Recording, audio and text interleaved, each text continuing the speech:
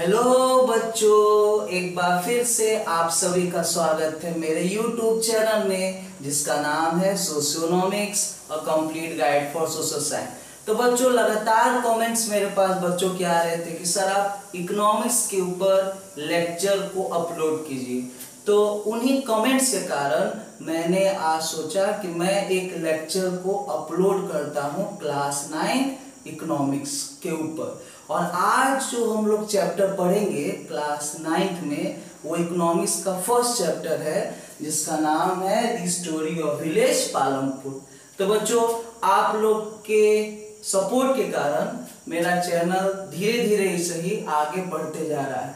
मैं ये उम्मीद करता हूँ कि आप मुझे इसी तरीके से सपोर्ट करते रहें और मैं भी आपके लिए इसी प्रकार से मेहनत करके नए नए टॉपिक्स के ऊपर वीडियोस अपलोड करते रहूं।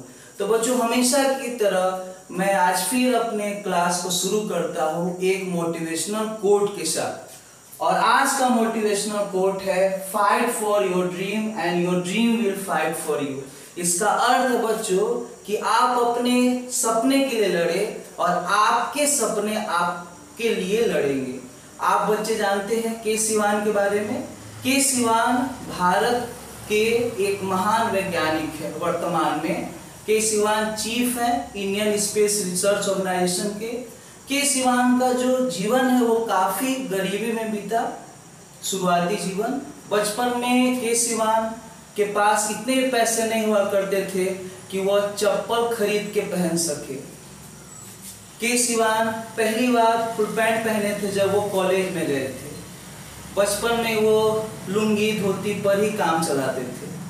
अब आप सोचेंगे बच्चों कि एक व्यक्ति जिसका बचपन इतने गरीबी से बीता, एक व्यक्ति जिसका बचपन इतना अभाव में बीता, वो कैसे इतना महान इंसान बन गया, इतना महान व्यक्ति बन गया। तो आप देखिए बच्चों कि के सिवान महान व्यक्ति बने ऊंचे सपने को देखने के कारण। के सिवान महान व्यक्ति बने अपने सपने को पाने के लिए लड़ने के कारण। और आप देखिए बच्चों कि उनके जो सपने थे उनकी लगन और मेहनत के कारण सच हुए और आज वो देखिए वर्तमान में महान भारतीय वैज्ञानिकों में से एक है। तो बच्चों, इसी मोटिवेशनल कोट के साथ मैं आपका एजुकेटर चंदन कुमार सिंह शुरू करने जा रहा हूं आज का यह क्लास। तो आज के इस क्लास में बच्चों हम लोग जो टॉपिक्स पढ़ेंगे वो टॉपिक्स कुछ इस प्रकार से हैं। तो सबसे पहले हम लोग जानेंगे आखिर इकोनॉमिक्स होता क्या है। उसके बाद हम लोग जानेंगे कि इकोनॉमिक्स के दो ब्रांच कौन से हैं। उसके बाद हम लोग जानेंगे विलेज किसे कहते हैं। उसके बाद हम लोग इंट्रोडक्शन देखेंगे किसका, विलेज पालमपुर का। और आज की इस क्लास का जो लास्ट टॉपिक रहेगा उसका नाम है फैक्टर्स ऑफ प्रोडक्शन। तो बच्चों, मैं आपको हर एक टॉपिक सिंपलेस्ट मैनर में एक्सप्लेन करने का प्रयास करूंगा और आप मेरे वीडियोस को एंड तक जरूर देखा कीजिए, क्योंकि आप देखिए बच्चों कि यदि आप एंड तक वीडियोस को देखेंगे तो आपका पूरा कॉन्सेप्ट हर एक चैप्टर का, हर एक टॉपिक का क्लियर हो जाएगा। तो आपको बच्चों ये मैं बता देना चाहता हूँ कि इकोनॉमिक्स एक कॉन्सेप्चुअल सब्जेक्ट है और इकोनॉमिक्स में कॉन्सेप्ट का क्लियरिटी होना जरूरी है, तभी जाकर के आप इकोनॉमिक्स में अच्छा स्कोर कर पाएंगे। तो बच्चों, आइए हम लोग देखते हैं कि इकोनॉमिक्स आखिर कहते किसको है। तो इकोनॉमिक्स एक सोशल साइंस है जो कि जुड़ा हुआ है प्रोडक्शन से, डिस्ट्रीब्यूशन से और consumption of goods and service से। आप देखिए बच्चों कि प्रोडक्शन आखिर होता क्या है। प्रोडक्शन एक इकोनॉमिक एक्टिविटी है जिसमें रॉ मटेरियल को फिनिश प्रोडक्ट में बदल के गुड्स के वैल्यू को बढ़ाया जाता है और साथ में इनकम को जनरेट किया जाता है। फिर आप देखिए बच्चों कि डिस्ट्रीब्यूशन क्या होता है। तो आपको बच्चों पता होना चाहिए कि किसी भी गुड्स को प्रोड्यूस करने के लिए कुछ फैक्टर्स की जरूरत पड़ती है और जो फैक्टर्स की जरूरत पड़ती है गुड्स को प्रोड्यूस करने के लिए उसे क्या कहते हैं, फैक्टर्स ऑफ प्रोडक्शन। अब ये फैक्टर्स ऑफ प्रोडक्शन कितने होते हैं, तो फैक्टर्स ऑफ प्रोडक्शन 4 होते हैं। अब ये फैक्टर्स ऑफ प्रोडक्शन कौन कौन से, इसके बारे में हम लोग थोड़ी देर में जानेंगे। तो फिलहाल आपको मैं बता रहा हूं बच्चों कि जो भी गुड्स का प्रोडक्शन होता है उसमें 4 फैक्टर्स ऑफ प्रोडक्शन की जरूरत होती है और उन फैक्टर्स ऑफ प्रोडक्शन को इनकम में कुछ शेयर दिया जाता है और इसी शेयर के बंटवारे को ही क्या बोला जाता है, डिस्ट्रीब्यूशन। आप देखिए बच्चों, जैसे 4 फैक्टर्स ऑफ प्रोडक्शन जो है लैंड, लेबर, कैपिटल और एंटरप्रेन्योर। तो लैंड को क्या मिलेगा, रेंट मिलेगा। कैपिटल को क्या मिलेगा, कैपिटल को मिलेगा इंटरेस्ट। उसके बाद बच्चों देखिएगा लेबर को क्या मिलेगा, लेबर को मिलेगा वेज और एंटरप्रेन्योर को क्या मिलेगा, एंटरप्रेन्योर को मिलेगा प्रॉफिट। तो आप देखिए बच्चों कि रेंट, वेज, इंटरेस्ट और प्रॉफिट ये क्या है, ये डिस्ट्रीब्यूशन है किसका, इनकम का। किसके बीच में, फैक्टर्स ऑफ प्रोडक्शन के बीच में। तो इकोनॉमिक्स जो है वो डिस्ट्रीब्यूशन से भी जुड़ा हुआ है। फिर अब देखिए बच्चों कि इकोनॉमिक्स जुड़ा हुआ है किससे, consumption of goods and service से। Consumption of goods and service का अर्थ होता है गुड्स एंड सर्विस का यूज करना और गुड्स एंड सर्विस को यूज करके अपने नीड्स एंड रिक्वायरमेंट को पूरा करना।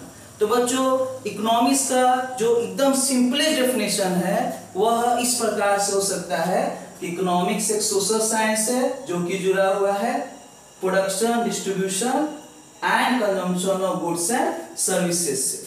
चलिए अब हम लोग देखते हैं बच्चों कि इकोनॉमिक्स के 2 मेन ब्रांचेस हैं और जो 2 मेन ब्रांचेस है इकोनॉमिक्स के उनका नाम है माइक्रो इकोनॉमिक्स और मैक्रो इकोनॉमिक्स। माइक्रो इकोनॉमिक्स का अर्थ होता है कि इकोनॉमिक्स को जानना इंडिविजुअल यूनिट पे। जैसे आप देखिएगा कि एक व्यक्ति का डिमांड, एक व्यक्ति का इनकम, ये सारे जो मैटर्स है ये सारे मैटर्स हम लोग किस में देखते हैं, माइक्रो इकोनॉमिक्स में। और आप देखिएगा कि जब हम लोग इकोनॉमी को एज अ होल पढ़ते हैं तो उससे क्या बोला जाता है, मैक्रो इकोनॉमिक्स। तो आप देखिएगा कि देश में लेवल ऑफ अनएम्प्लॉयमेंट कितना है, देश में लेवल ऑफ पॉवर्टी कितना है, देश का नेशनल इनकम कितना है, ये सारे जो मैटर्स हैं वो किस में पढ़े जाते हैं, मैक्रो इकोनॉमिक्स में। तो 2 ब्रांचेस ऑफ इकोनॉमिक्स कौन कौन से हैं बच्चों, तो 2 ब्रांचेस ऑफ इकोनॉमिक्स हैं micro economics and macro economics. अब बच्चों आप देखिएगा विलेज किसे कहते हैं, तो विलेज एक स्मॉलेस्ट यूनिट होता है किसका, कम्युनिटी का। एक समुदाय का जो सबसे छोटा रूप होता है उसे ही हम लोग क्या बोलते हैं, विलेज कहते हैं। आप देखिए बच्चों कि इंडिया में अबाउट 70% जो पॉपुलेशन है वो विलेज में रहता है। विलेज के लोग सिंपल लाइफ जीते हैं, विलेज के लोगों का जो लेवल ऑफ इनकम है वो कम होता है, विलेज के लोग जो हैं वो फ्रैंक होते हैं। साथ में आप देखिए बच्चों कि विलेज में ज्यादातर जो लोग रहते हैं वो एग्रीकल्चर के ही ऊपर डिपेंड होते हैं अपने लाइवलीहुड को अर्न करने के लिए। देखिए बच्चों कि विलेज का जो रोजमर्रा का जीवन है वह सुबह में शुरू हो जाता है। सुबह में जो गांव के लोग हैं वो अपने जानवरों को लेकर के चराने निकल जाते हैं। जो बच्चे हैं, महिलाएं हैं, पुरुष हैं, वो सब खेतों में जाते हैं और जा करके जो भी खेती बाड़ी से जुड़ा हुआ काम है उसे करते हैं और जीवन जो है उनका काफी साधारण रूप से रोज बीतता है। तो यही कैरेक्टर है किसका, विलेज पीपल का। तो आप देख बच्चों कि इंडिया में क्योंकि एक बड़ा जनसंख्या जो है विलेज में रहता है, इसीलिए विलेज का विकास यदि होगा तभी जाकर के हमारे देश का विकास हो सकेगा। आप देखिए बच्चों कि ये जो चैप्टर है जिसका नाम है the story of village Palampur, इसमें पालमपुर को एक हाइपोथेटिकल विलेज के रूप में बताया गया है। अब ये हाइपोथेटिकल विलेज का मतलब ये है कि पालमपुर जो है एक इमेजिनरी विलेज है। पालमपुर एक इमेजिनरी विलेज है और पालमपुर के बारे में कुछ जानकारी हमें इस चैप्टर में दी गई है और वो जानकारी कुछ इस प्रकार से।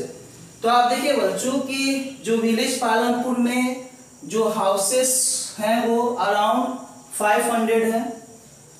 विलेज पालमपुर में एजुकेशनल और हेल्थ फैसिलिटीज अवेलेबल है। विलेज पालमपुर में रोड नेटवर्क बहुत ही ज़्यादा अच्छा है और विलेज पालमपुर आसानी से सिटी से जुड़ा हुआ है। फिर आप देखिए बच्चों कि विलेज पालमपुर में क्लास डिवाइड है। हाँ, क्लास डिवाइड का अर्थ ये होता है कि जो समाज है उसके अलग अलग स्तर है, अलग अलग समाज का वर्गीकरण है। आप देखिएगा कि भारत के जो विलेजेस हैं उनमें क्लास डिवाइड आपको देखने को मिलेगा। कुछ लोग विलेज में होंगे जिनके पास बहुत सारा लैंड होगा तो उनको बिग फार्मर्स कहा जाता है। कुछ ऐसे लोग होते हैं जिनके पास कम लैंड होगा तो स्मॉल फार्मर्स होते हैं, और कुछ लोग ऐसे भी होते हैं जिनके पास लैंड होता ही नहीं है तो वो क्या होते हैं, वो होते हैं लैंडलेस लेबरर्स। और लैंडलेस लेबरर्स क्या करते हैं, वह दूसरे के खेतों में जा करके काम करके अपने लाइवलीहुड को अर्न करने का काम करते हैं। आप देखिए बच्चों कि विलेज पालमपुर में साफ साफ ये बताया गया है कि कुछ घर जो है वो पक्का है और कुछ घर कच्चा है। तो जो पक्का घर है वो किसका है, वो रिच फार्मर्स का है, और जो कच्चा घर है वो किसका है, गरीब छोटे किसानों का है। तो इस तरीके से हर एक विलेज की तरह भारत में विलेज पालमपुर में भी क्लास डिवाइड साफ साफ देखने को मिलता है। अगर ओवरऑल देखा जाए तो विलेज पालमपुर एक डेवलप्ड विलेज कहा जाएगा। तो चलिए अब हम लोग आज के इस लेक्चर का लास्ट टॉपिक देखते हैं, और जो लास्ट टॉपिक है वो क्या है, फैक्टर्स ऑफ प्रोडक्शन। आपको मैंने अभी बताया बच्चों कि प्रोडक्शन करने के लिए कुछ इनपुट्स की जरूरत होती है, और जो फंडामेंटल यूनिट्स होते हैं प्रोडक्शन को करने के लिए, जिनके बिना प्रोडक्शन नहीं हो सकता, उसे ही क्या बोला जाता है, फैक्टर्स ऑफ प्रोडक्शन इकोनॉमिक्स में। और इकोनॉमिक्स में जो फैक्टर्स ऑफ प्रोडक्शन है वो कितने हैं, 4 है। और जो 4 फैक्टर्स ऑफ प्रोडक्शन है वो है land, labour, entrepreneur and capital. तो आप देखिए बच्चों कि लैंड में क्या आ जाएगा, लैंड में आ जाएगा लैंड का पार्ट जहां पे प्रोडक्शन एक्टिविटीज हो रहा है। लैंड में आ जाएगा आपका मिनरल्स, और लैंड में ही आपका क्या आ जाएगा, वाटर। तो इकोनॉमिक्स में लैंड का मतलब होता है part of land on which the production takes place, minerals and water which are useful for carrying out the production activities. दूसरा जो फैक्टर्स ऑफ प्रोडक्शन है वो है लेबर। आप देख बच्चों किसी भी प्रोडक्शन एक्टिविटीज को करने के लिए पीपल का इन्वॉल्वमेंट जरूरी है। पीपल के इन्वॉल्वमेंट के ही कारण, पीपल के एफर्ट्स के ही कारण प्रोडक्शन एक्टिविटीज हो पाता है। और आप देखिएगा कि जो भी लोग प्रोडक्शन एक्टिविटीज में शामिल होते हैं वो स्किल्ड होते हैं या सेमी स्किल्ड होते हैं या अनस्किल्ड होते हैं। तो बच्चों आप याद रखिएगा कि जो भी लोग प्रोडक्शन एक्टिविटीज में शामिल हैं वो क्या कहलाएंगे, वो किस कैटेगरी में आएंगे, इकोनॉमिक्स में वो आएंगे लेबर में। फिर जो अगला फैक्टर्स ऑफ प्रोडक्शन है वो है एंटरप्रेन्योर। तो एंटरप्रेन्योर क्या है, एंटरप्रेन्योर को सिंपल भाषा में आप समझिए कि बिजनेसमैन जो कि रिस्क लेने के लिए तैयार है और जो सारे फैक्टर्स ऑफ प्रोडक्शन को एक साथ ला करके प्रोडक्शन एक्टिविटीज को स्टार्ट करने का काम करता है। तो आप देखिएगा एंटरप्रेन्योर सिंपल भाषा में एक बिजनेसमैन है जो कि सारे फैक्टर्स ऑफ प्रोडक्शन को एक साथ ला करके रिस्क ले करके फैक्टर्स ऑफ प्रोडक्शन का इस्तेमाल करके प्रोडक्शन एक्टिविटीज को करने का काम करता है। तो आप देखिएगा कि एंटरप्रेन्योर जो है वो ऐसा ही पर्सन होता है जो कि रिस्क लेने के लिए तैयार है, और जो आपका एंटरप्रेन्योर है उसको रिस्क के बदले क्या मिलता है, तो उसे रिस्क के बदले प्रॉफिट मिलता है। चलिए अब हम लोग लास्ट देखते हैं फैक्टर्स ऑफ प्रोडक्शन में। जो फैक्टर है उसका नाम है क्या, कैपिटल। तो कैपिटल का मतलब होता है फिजिकल और फाइनेंशियल एसेट्स, मतलब कि फिजिकल और फाइनेंशियल एसेट्स जो कि इस्तेमाल होता है प्रोडक्शन में, उसी को क्या बोलते हैं हम लोग, कैपिटल। एसेट का मतलब होता है संपत्ति। फिजिकल एसेट होता है जैसे मशीन, बिल्डिंग्स, लैंड, ये सब फिजिकल एसेट्स है। और फाइनेंशियल एसेट्स क्या है? मनी, जो कि आप इस्तेमाल करते हैं प्रोडक्शन एक्टिविटीज को करने के लिए। तो आप देखिए बच्चों कि ये जो कैपिटल है ये दो तरह के होते हैं, एक होता है फिक्स कैपिटल और एक होता है क्या? Working capital. फिक्स कैपिटल हम उस कैपिटल को कहते हैं जो बार बार इस्तेमाल होता है प्रोडक्शन करने में, और वर्किंग कैपिटल उस कैपिटल को कहते हैं जो इस्तेमाल हो जाता है प्रोडक्शन एक्टिविटीज को करने में। तो आप देखिएगा कि जो फिक्स कैपिटल है उसमें आएगा आपका लैंड, बिल्डिंग। तो आप देखिए प्रोडक्शन एक्टिविटीज को करने में लैंड और बिल्डिंग का बार बार इस्तेमाल होता है। और उसी तरीके से आपका वर्किंग कैपिटल है, वर्किंग कैपिटल में क्या आएगा? वर्किंग कैपिटल में रॉ मटेरियल आएगा, लेबर आएगा। तो वर्किंग कैपिटल ऐसा कैपिटल होता है जो कि इस्तेमाल हो जाता है प्रोडक्शन एक्टिविटीज में एक ही बार में। आप देखिएगा कि जो फिक्स कैपिटल होता है वह लेवल ऑफ आउटपुट के साथ चेंज नहीं होगा। जैसे आप एक एग्जांपल लीजिए कि एक बिल्डिंग है, उसमें यदि आप 1 ब्रेड बनाइए या फिर 1000 ब्रेड बनाइए, जो आपका बिल्डिंग है उसका साइज उतना ही रहेगा। लेकिन यदि आप 1 ब्रेड की जगह 1000 ब्रेड बना रहे हैं तो 1000 ब्रेड बनाने के लिए आपको ज्यादा रॉ मटेरियल और ज्यादा लेबर की आवश्यकता पड़ेगी। तो कहने का अर्थ ये है कि फिक्स कैपिटल वह कैपिटल होता है जो कि बार बार इस्तेमाल होता है गुड्स और सर्विस को प्रोड्यूस करने के लिए, जैसे आपका लैंड, बिल्डिंग, मशीनरी, ये सब। और फिक्स कैपिटल जो है वो लेवल ऑफ आउटपुट के चेंज के कारण बिल्कुल नहीं चेंज होता है। और वर्किंग कैपिटल ऐसा कैपिटल होता है जो कि यूज हो जाता है एक ही बार में जब किसी भी गुड्स और सर्विस को प्रोड्यूस करते हैं। और वर्किंग कैपिटल जो है लेवल ऑफ प्रोडक्शन के अनुसार जो है वो बढ़ते और घटते रहता है। तो आप देखिए बच्चों कि ये जो फैक्टर्स ऑफ प्रोडक्शन है इनको रिटर्न में क्या मिलता है? अपने फैक्टर सर्विस के बदले। तो फैक्टर्स ऑफ प्रोडक्शन को रिटर्न में अपने फैक्टर सर्विस के बदले मिलता है क्या? Factor income.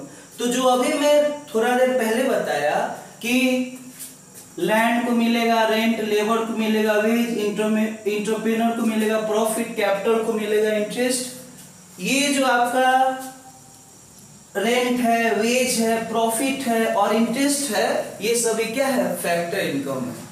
तो factor income means the income earned by the factors of production and factor income includes rent, wages, interest and profit. तो बच्चों मुझे पूरा उम्मीद है कि जो टॉपिक्स आज मैंने आपको पढ़ाया आपको एकदम अच्छे से समझ में आ गया होगा। तो हमेशा की तरह आज फिर मैं आपके सामने लेकर आया हूँ आज का डू यू नो सेक्शन। और आज के डू यू नो सेक्शन में हम लोग जानेंगे कि फादर ऑफ इकोनॉमिक्स जो है वो कहा जाता है किन्हें? एडम स्मिथ को। एडम स्मिथ एक बहुत बड़े अर्थशास्त्री थे और इन्हीं को बोला जाता है फादर ऑफ इकोनॉमिक्स। तो बच्चों यदि मेरा लेक्चर आपको पसंद आया होगा तो आप मेरे चैनल को सब्सक्राइब कीजिए, मेरे चैनल को शेयर कीजिए और मेरे वीडियो को लाइक कीजिए। ऐसे ही इंटरेस्टिंग टॉपिक्स के साथ मैं आपके सामने हाजिर होऊंगा फ्यूचर में।